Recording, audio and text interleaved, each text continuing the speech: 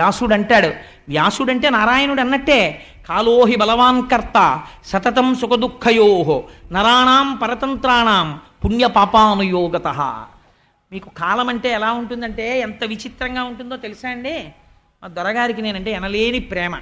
మొన్నటి రోజున ఒక ప్రసంగం చేసి ఇంటికి వెళ్ళిపోతే మా దొరగారు అన్నారు, కోటేశ్వరారు ఇంకొక 2 రోజుల్లో భాగవతం మొదలెడుతున్నారు, 40 రోజులు మోగాలి కదండి ఆ కంఠం, కొంచెం శ్రద్ధ పెట్టండి కోటేశ్వరారు, ఈ 2 రోజులు ఉపన్యాసాలకని వాటికని వీటికని తిరక్కండి, కాస్త 2 రోజులు విశ్రాంతి తీసుకోండి అన్నారు. అయ్యో తప్పకుండా దొరగారు, ఎక్కడికి వెళ్ళను, ఆఫీస్కి వెళ్ళి ఇంటికి వచ్చేసి మౌనంగా ఇంట్లో కూర్చుంటానండి అన్నాను. ఇంత చెప్పి మర్నాడు సాయంకాలం ఇంటికి వచ్చాను. వచ్చేటప్పటికి ఫోన్ వచ్చింది మా అబ్బాయి నుంచి. చాలా అకస్మాత్తుగా, ఎన్నడూ అడగిన వాడు, నాన్నగారు మీరు అర్జెంటుగా బయలుదేరి పాండిచేరి వచ్చేయండి అన్నాడు. ఎక్కడ పాండిచేరి అండి? చెన్నైకి 200 కిలోమీటర్ల అవతల ఉంది. వెంటనే అలా ఉన్నవాడిని ఉన్నట్టు బయలుదేరిపోయి, అంటే వాడికి ఏం ప్రమాదమో ఏదో రాలేదు, ఒక అభ్యున్నతికి సంబంధించి ఒక మంచి విషయం మీదే వెళ్ళవలసి వచ్చింది. వెంటనే బయలుదేరి అలా వెళ్ళి బస్ స్టాండ్కి రిజర్వేషన్ ఉందా అని అడిగితే 11 గంటల బస్సుకు కూడా లేదు, 9:30 బస్సుకు ఒకే సీటు ఉందన్నాడు. 9:30 బస్సుకి నేను టికెట్ కొనుక్కునేటప్పటికి 8:15 అయింది. జేబులో డబ్బులు లేకపోతే సెల్లోంచి మా ఆవిడకు ఫోన్ చేసి డబ్బు పట్టుకురమ్మని టికెట్ కొనుక్కుని ఇంటికి వచ్చి గబగబా కాస్త పెరుగన్నం తినేసి వెంటనే లేచి 2 ప్యాంట్లు చొక్కాలు పెట్లో పడేసుకొని వెళ్ళి బస్సు ఎక్కేసి 3 గంటలకి విజయవాడలో దిగి రిక్షా ఎక్కి స్టేషన్కి వెళ్ళేటప్పటికి Charminar express is ready to leave from platform number 6 అన్నాడు.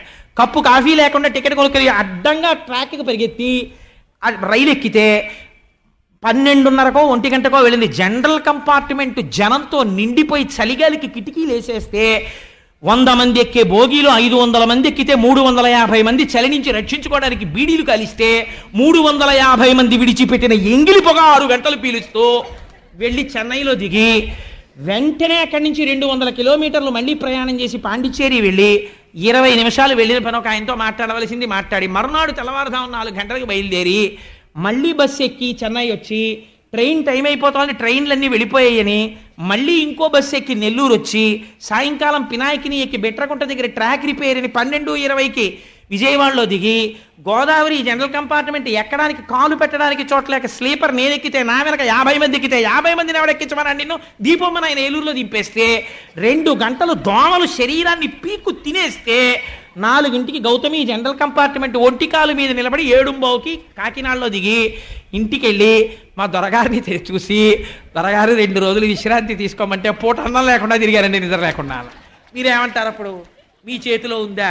కాలోహి బలవాన్ కర్త సుతతం సతతం సుఖదుఃఖయోహో నరాణాం పరతంత్రాణం పుణ్యపాపానుయోగత.